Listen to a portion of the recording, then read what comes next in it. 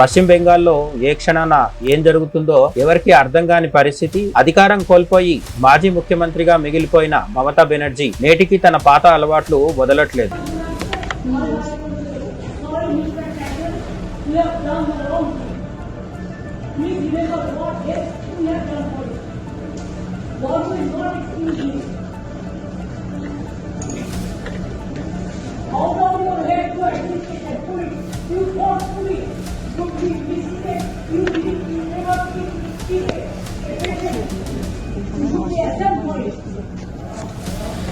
Everybody is remember, these Arabs don't follow you. Get to school, you are there. You are running the hospital, getting the doctor. Because BJP is war. Tomorrow in President government is not just them to protect you. For your health, you should be safe at home.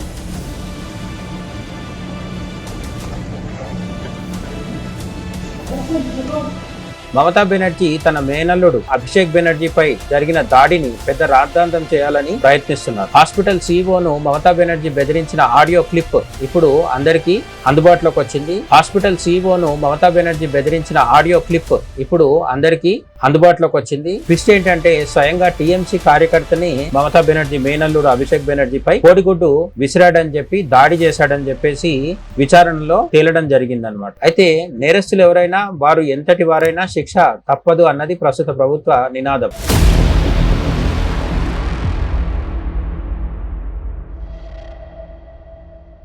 నమస్తే, welcome to గాంధీవం. పశ్చిమ బెంగాల్ దశాబ్దాల చీకటి నుండి వీడి ఇప్పుడు కొత్త శకం మొదలైంది. పశ్చిమ బెంగాల్లో కాంగ్రెస్, కమ్యూనిస్టులు, ఆ తర్వాత తృణమూల్ కాంగ్రెస్ పాలన కాలంలో కొనసాగిన చీకటి అధ్యాయాలు ముగిసి కమల వికాసంతో సరికొత్త శకం అయితే మొదలైంది. కానీ మొదలైనంత మాత్రాన సమూలమైన మార్పులు ఒకేసారి వచ్చాయో కాబట్టి ఇప్పుడు ఒక యుగ సంధి కాలం లాంటి పరిస్థితి బెంగాల్లో నెలకొంది. ప్రతిరోజు పశ్చిమ బెంగాల్ వార్తల్లో నిలుస్తోంది. పశ్చిమ బెంగాల్లో ఏ క్షణాన ఏం జరుగుతుందో ఎవరికి అర్థం కాని పరిస్థితి, అనూహ్యమైన పరిణామాలు చోటు చేసుకుంటున్నాయి. అధికారం కోల్పోయి మాజీ ముఖ్యమంత్రిగా మిగిలిపోయిన మమతా బెనర్జీ నేటికి తన పాత అలవాట్లు వదలట్లేదు. 2021 ఎన్నికల తర్వాత జరిగిన హింసను చిన్న చిన్న ఘటనలు అని తక్కువ చేసి మాట్లాడిన మమతా బెనర్జీ ఇప్పుడు ఏం చేస్తున్నారు? ఇప్పుడు బెంగాల్ పగ్గాలు సమర్థుడైన నాయకుడు ముఖ్యమంత్రి సువేందు అధికారి చేతుల్లో ఉండటంతో మమతా బెనర్జీ తన మేనల్లుడు అభిషేక్ బెనర్జీపై జరిగిన దాడిని పెద్ద రాద్ధాంతం చేయాలని ప్రయత్నిస్తున్నారు. కానీ సువేందు అధికారి అధికారంలోకి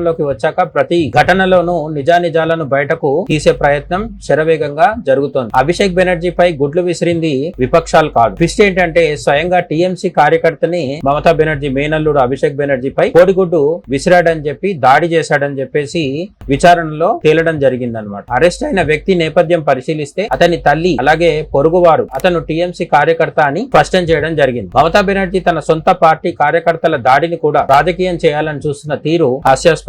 అంతేకాదు తృణమూల్ కాంగ్రెస్ కార్యకర్తే అభిషేక్ బెనర్జీ మీద దాడికి దిగాడంటే మమతా బెనర్జీ, అభిషేక్ బెనర్జీ అధికారంలో ఉన్నప్పుడు ఎంత పార్టీ, ఏ రేంజ్, ఏ స్థాయిలో అరాచకం ప్రబలిందో మనం అర్థం చేసుకోవచ్చు. టీఎంసీ బయట ఉండే వేరే పార్టీల వాళ్ళు కాదు, టీఎంసీ కార్యకర్తల్లో కూడా అభిషేక్ బెనర్జీ పైన ఆగ్రహం పెళ్లుబుకుతోందంటే పరిస్థితి మనం కొంత అవగాహన చేసుకునే ప్రయత్నం చేయొచ్చు. ఇకపోతే మమతా బెనర్జీ హిందువుల ప్రాణాలకు విలువ ఇవ్వని మమత ఇప్పుడు తన కుటుంబ సభ్యుడి కోసం నానా యాగి చేస్తూ గందరగోళం సృష్టించే ప్రయత్నం చేస్తున్నారు. ఆ ఘటన తర్వాత అభిషేక్ బెనర్జీకి చికిత్స చేసిన హాస్పిటల్ సీఈఓను మమతా బెనర్జీ బెదిరించిన ఆడియో క్లిప్ ఇప్పుడు అందరికీ అందుబాటులోకి వచ్చింది.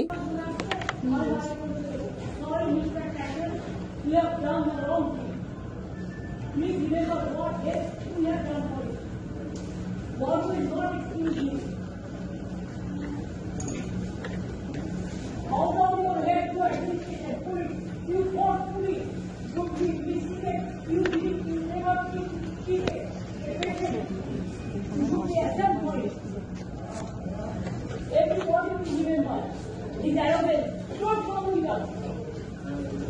Get to school, you are there. You are running the hospital, getting the doctor. Because BJP is war. Tomorrow in President government is not just them to protect you. For your health, you should be safe at home.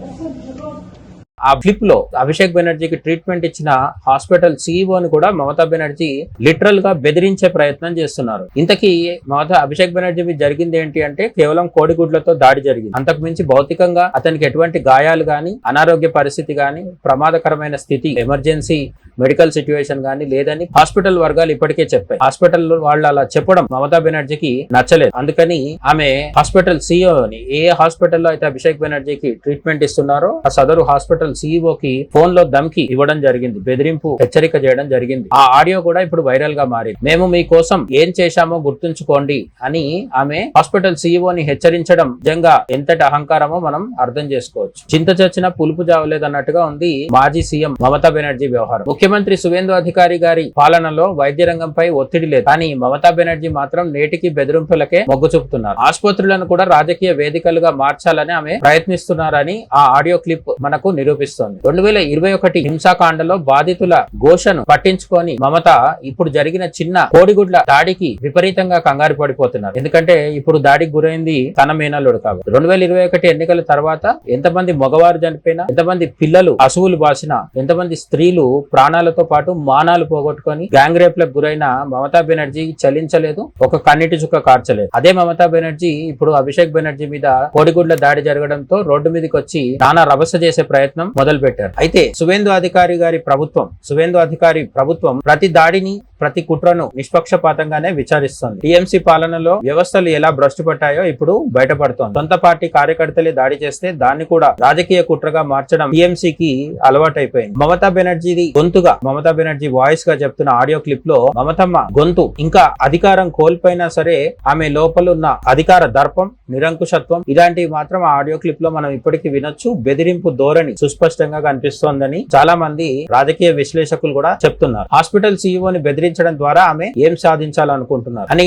ప్రశ్నిస్తున్నారు. సువేందు అధికారి ఆధ్వర్యంలో ఇప్పుడు బెంగాల్ లో చట్టం తన పని తాను చేసుకుపోతుంది. నేరస్తులు ఎవరైనా, వారు ఎంతటి వారైనా శిక్ష తప్పదు అన్నది ప్రస్తుత ప్రభుత్వ నినాదం. అందుకే అభిషేక్ బెనర్జీ మీద దాడి జరిగిన వెంటనే దాడి చేసిన వాళ్ళని కొంతమందిని అరెస్ట్ చేయడం కూడా జరిగింది. వాళ్ళు బీజేపీనా, టీఎంసీ కార్యకర్తలా అని ఎక్కడ ఆలస్యం చేయలేదు, అరెస్ట్ చేయడం జరిగింది. కానీ ఇదే మమతా బెనర్జీ తన పరిపాలన కాలంలో ఎటువంటి దాడులు జరిగినా, హత్యలు, మానభంగాలు జరిగినా సరే ఆమె అరెస్టులు చేయించిన దాఖలాలు చాలా అంటే చాలా తక్కువ. అలా నేరస్తులని భద్రంగా కాపాడుకుంటూ వచ్చిన మమతా బెనర్జీకి ఇప్పుడు సువేందు అధికారి అరెస్టులు చేయించినా కూడా ఇంకా ఏదో చేయలేదు అనే ఆరోపణ చేస్తూ మీడియా దృష్టిని ఆకర్షించే ప్రయత్నం అయితే మమతా బెనర్జీ చేస్తున్నారు. అయితే నేరస్తులు ఎవరైనా, వారు ఎంతటి వారైనా శిక్ష తప్పదు అన్నది ప్రస్తుత ప్రభుత్వ నినాదం. మమతా బెనర్జీ డ్రామాలు ఇప్పుడు బెంగాల్ ప్రజలకు బాగా అర్థమయ్యాయి. అభిషేక్ బెనర్జీపై జరిగిన దాడి వెనుక ఉన్న అసలు కారణం ఏంటి? అంతర్గత గొడవల లేక జస్ట్ డ్రామానా? ఆ నిందితుడి కుటుంబ సభ్యుల సాక్ష్యం టీఎంసీ బండారాన్ని బయటపెట్టే అవకాశం అయితే ఉంది. మమతా బెనర్జీ కళ్ల ముందే ఆమె రాజకీయ పునాదులు కూలిపోతున్నాయి. ప్రతి ఘటనను రాజకీయం చేయడం మానేసి బాధ్యతాయుతమైన ప్రతిపక్షంగా ఎలా ఉండాలో మమతా బెనర్జీ నేర్చుకుంటే బాగుంటుంది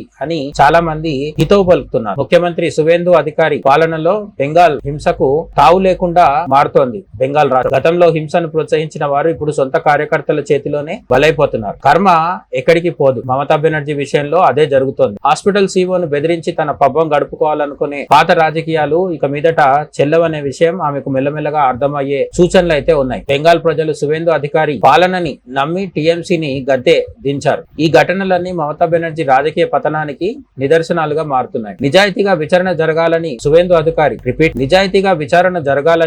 అధికారి ఇప్పటికే ఆదేశాలు జారీ చేశారు. ప్రజల ప్రాణాల కంటే రాజకీయాలకే ప్రాధాన్యత ఇచ్చిన నాయకత్వాన్ని బెంగాల్ ఎప్పుడో తిరస్కరించింది. మమత ఇంకా అపోహల్లోనే బతికేస్తున్నారు. తాను ఇంకా అధికారంలోనే ఉన్నానని హాల్యూసినేషన్ భ్రమల్లో కొట్టుమిట్టాడుతున్నారు. కానీ వాస్తవం ఏంటంటే బెంగాల్లో మమత శకం ముగిసింది. మీడియా కూడా ఇప్పుడు వాస్తవాలను, సువేందు పాలన జరుగుతున్న అభివృద్ధిని, సువేందు పాలనలో మొదలైన అభివృద్ధిని మెల్లమెల్లగా జనం ముందుకు తీసుకొచ్చే ప్రయత్నం బెంగాలీ మెయిన్ స్ట్రీమ్ మీడియా చేస్తుంది. మమత అధికారంలో ఉన్నప్పుడు ఆమె చెప్పు చేతలకు, అదుపాజ్ఞలకు లోబడి నడిచిన బెంగాలీ ప్రాంతీయ మీడియా ఇప్పుడు మెల్లమెల్లగా మమతా బెనర్జీకి వ్యతిరేక వార్తలు కూడా ప్రసారం చేసే ధైర్యాన్ని అయితే చేయడం మొదలుపెట్టింది. అయితే ఈ డ్రామాలను ఆపండి, ప్రజాస్వామ్యబద్ధంగా ఉండటం నేర్చుకోండి అని అనేక వర్గాల నుంచి కూడా టీఎంసీ వాళ్ళకి హితవచనాలు వస్తున్నాయి. అలాగే గట్టి హెచ్చరికలు కూడా వస్తున్నాయి. ఎందుకంటే ఈ పద్ధతి మార్చుకోకపోతే మమతా బెనర్జీ కెరీర్ కాదు, పూర్తిగా టీఎంసీ అనేదే చరిత్రలో కలిసిపోయే ప్రమాదం ఉంది. ఇటువంటి ధోరణి మానుకోకపోతే బెంగాల్ ఇప్పుడు సురక్షితమైన డబుల్ ఇంజన్ సర్కార్ చేతుల్లో ఉంది. మమతా బెనర్జీ డ్రామాలు ఇక ఎవరికి పెద్దగా ఆసక్తి కలిగించవు. దీనిపైన మీ కామెంట్స్ ఏంటో కూడా ఖచ్చితంగా చెప్పండి. మరో వీడియోలో కలుద్దాం. జై హింద్.